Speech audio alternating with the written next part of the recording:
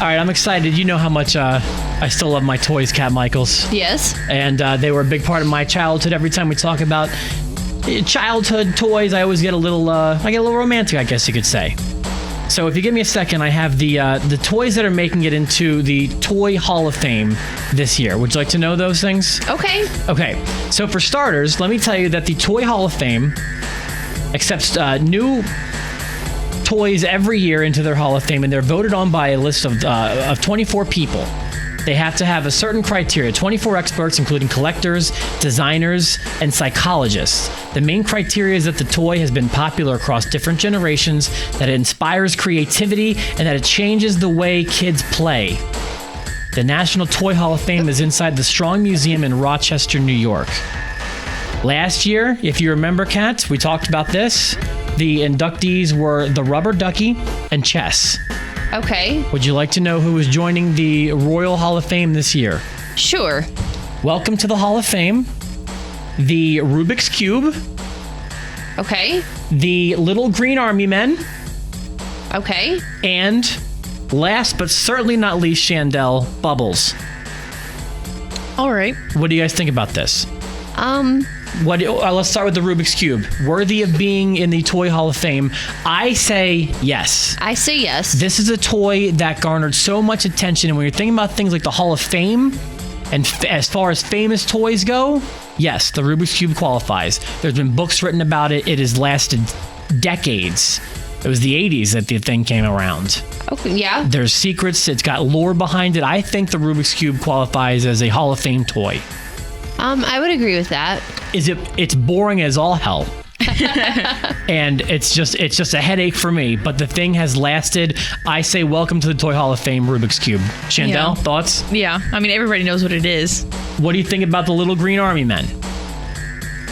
Again, yeah, very boring toy, but everyone knows what it is. I think any toy that has been heavily featured in the Toy Story movies qualifies as famous. Mm-hmm. I would agree with that. They had video games. They had roles in Toy Story. They're toys you still see everywhere. Yeah. So I'm going to go ahead and say I agree. Little Green Army Men, welcome to the Hall of Fame. There you go. Let's talk about Bubbles. Okay. I don't know that I actually consider them a toy. So I'm back and forth on this one. Help me, Kat. I mean, I think they're a toy. Okay. Sure. So do you think they deserve a spot in the Hall of Fame? Well, that part I don't know about. I feel like any toy that could be a byproduct of doing dishes can't be that great. What do you think, Chandel? I think it absolutely deserves a spot in the Hall of Fame. Bubbles have been around forever. I mean, and they've kind of made it more interesting as time goes on, because now they've got all these weird, like, bubble squirt gun thingies. You know, that's true. And like, you can make extra big bubbles. Yeah. And I see like videos on BuzzFeed how you can make bubbles cooler by like adding highlighter fluid into them or freezing them. And okay, so they've showed an evolution. Let's talk about the stuff that got rejected. That was on the. So like, think about like the Rock and Roll Hall of Fame is that all these bands are eligible, but they don't always all get nominated, or they don't always all get inducted. Right. So here are the toys that were on the ballot but got passed over. I think a lot of these belong in. So here's what's on the ballot. Fisher-Price Little People. Okay, that's kind of a big deal. Those were a huge toy. American Girl Dolls.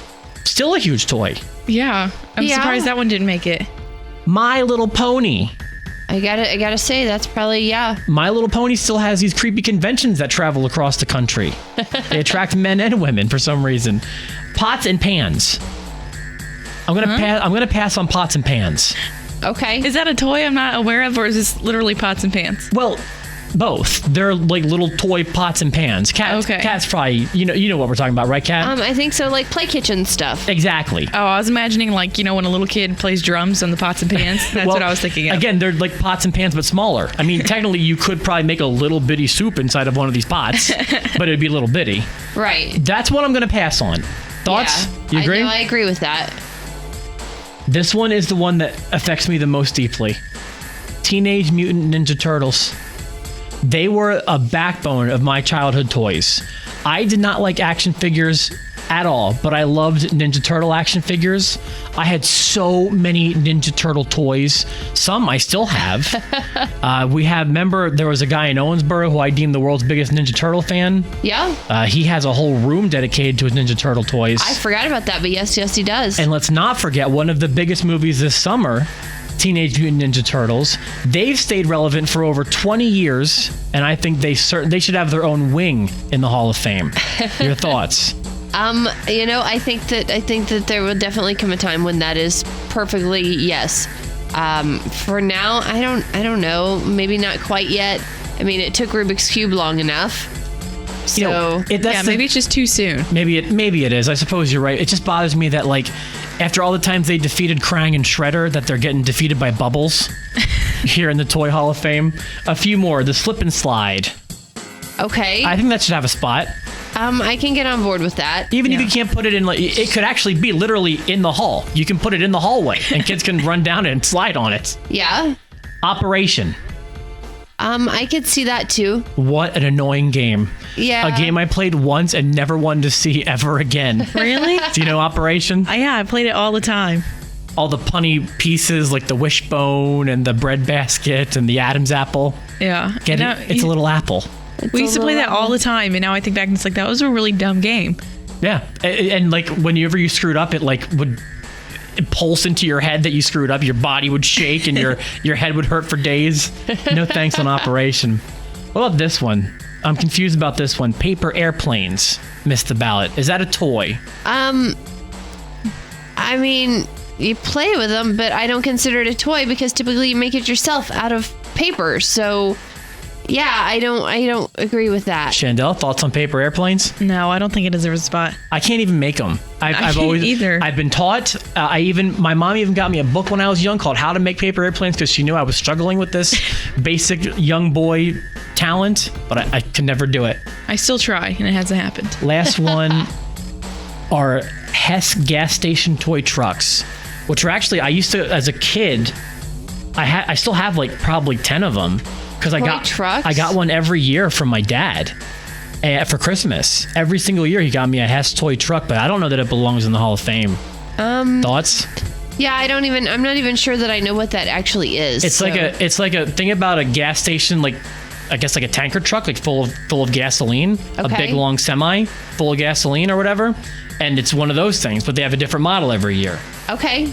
That doesn't sound very fun. They're not. They really weren't. Yeah, no. So there you go. Congratulations to Rubik's Cube, Bubbles, and the Green Army Men. Today is your day. Congratulations on your recognition. Congratulations. And I'm still, if anyone who's voting on this, the 24 people are listening, it's ninja time. It's turtle time. Go ninja, go ninja, go. I say when they get inducted in, we have a pizza party in here. I think that's a great idea.